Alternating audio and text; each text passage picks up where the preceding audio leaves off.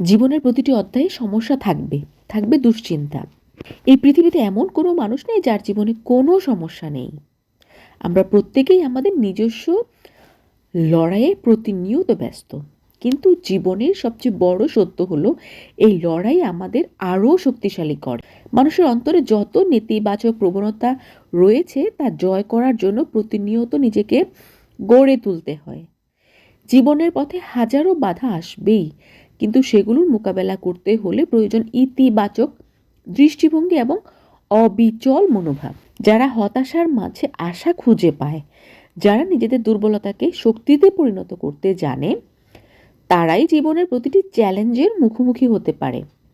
আর এই মানসিক শক্তি ও ইতিবাচকতার ফলেই আসে সত্যিকারের সফলতা।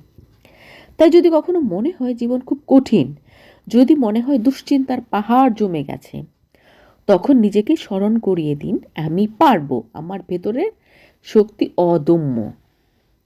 সফলতা কেবল তাদেরই ধরা দেয় যারা সাহস নিয়ে সবকিছুর মোকাবেলা করতে প্রস্তুত। আজ লড়াই করুন, কাল জয়ের গল্প লিখুন। বাঁচুন বিশ্বাস নিয়ে, এগিয়ে চলুন সাহস নিয়ে।